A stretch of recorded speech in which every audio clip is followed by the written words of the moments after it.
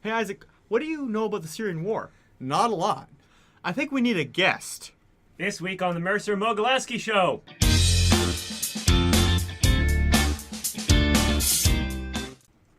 So, the Syrian war has been in the news a lot for several years.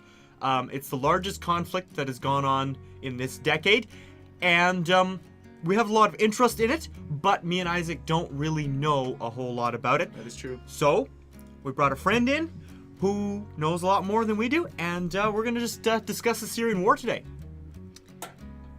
I'm Tim, a harsh critic of American foreign policy. Oh my goodness, Well- Tim. You're already getting so many enemies, and people love you, and they're writing in the comment section, I love Tim, he's amazing already. It's just that's the craziest thing you could say.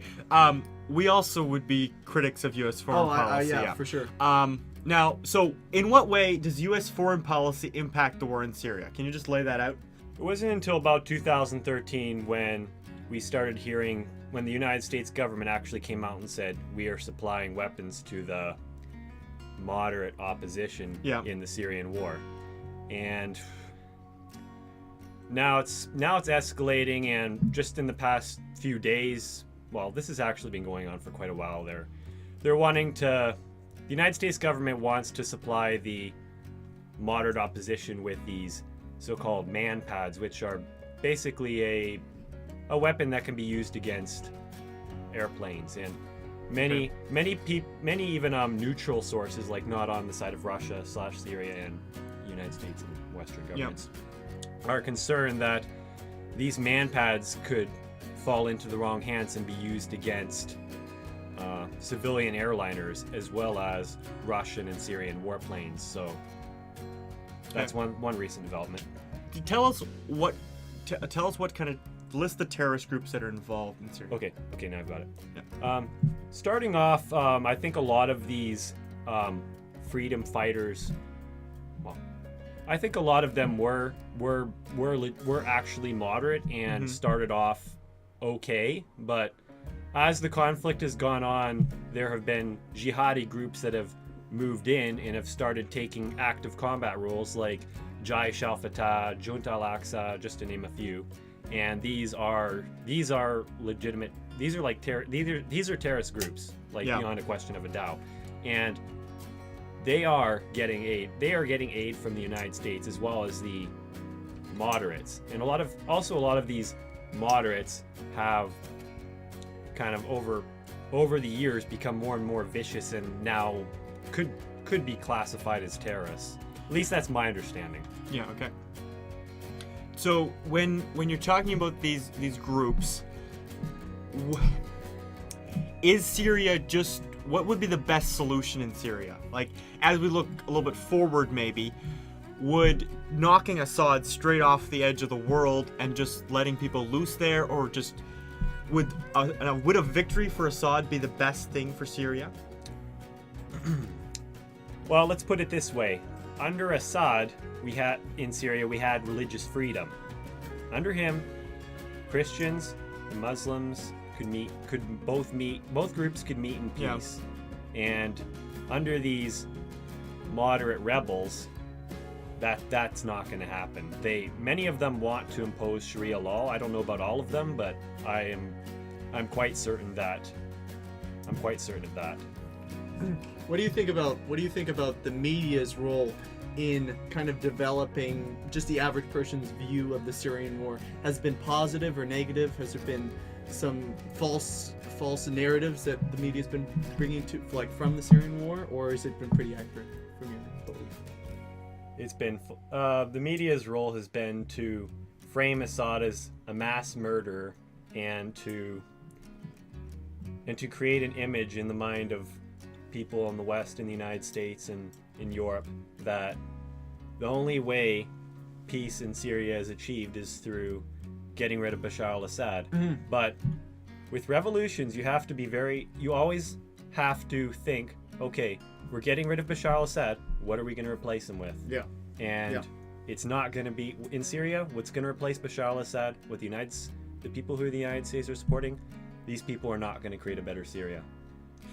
Okay, so that's it's called the foreign policy of regime change, when U.S. governments have been very pro that. They've knocked off Arab leaders by supporting other stuff. But do you know what the U.S. motivation is for trying to take out Assad? What's their reasoning for that? Well, I would say the first reason is that Syria is the closest ally of Iran, Yeah. which the United States has been trying to take down Iran since their revolution in 1979 when they overthrew their Shah. Yeah. I'm pretty sure I'm correct on that. I mean, Yeah, I think so. I think another goal in this whole operation is to see Bashar al-Assad. Well, first of all, he's an outspoken critic of U.S. foreign policy, and Understandably, I think They're bombing him. I think it's a pretty natural response. to when you're dropping bombs. Yeah. Okay. Then I just heard that the French president, I don't know if he was in Iraq or Syria or Turkey or somewhere, but he was telling French troops that by fighting wherever they were, I'm not sure if they were on the ground or just straight out bombing, mostly focused on ISIS, that they were actually preventing terrorist attacks in France. Is that a logical train of thought to say that if we're going to protect Canada or the United States or Europe from terrorist attacks, that bombing people over in the Middle East helps us defend ourselves? I don't think so. Here's one example of the United States trying to do things to undermine terrorism.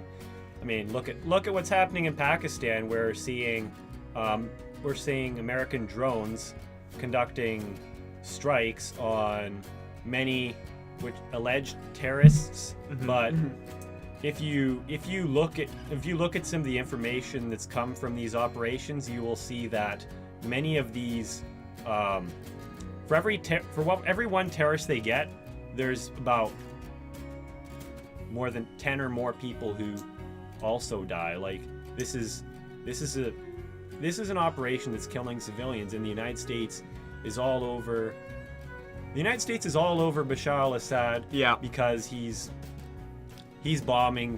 supposedly bombing his own civilians, and yet the United States can do things like this in Pakistan without. Yeah.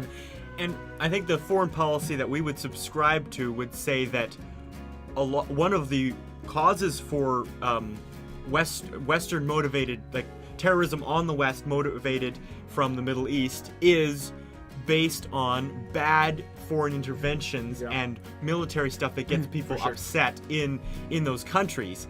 The U.S. is not actually, they're helping certain groups in Syria, but they're not really intervening like they are in Pakistan, or they invaded Iraq and Afghanistan. Do you see the U.S. trying to invade Syria in the future?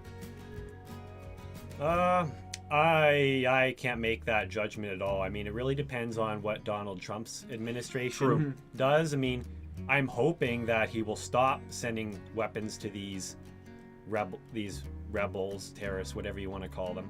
But it's really up to him and his administration as to what they're gonna do with this mess.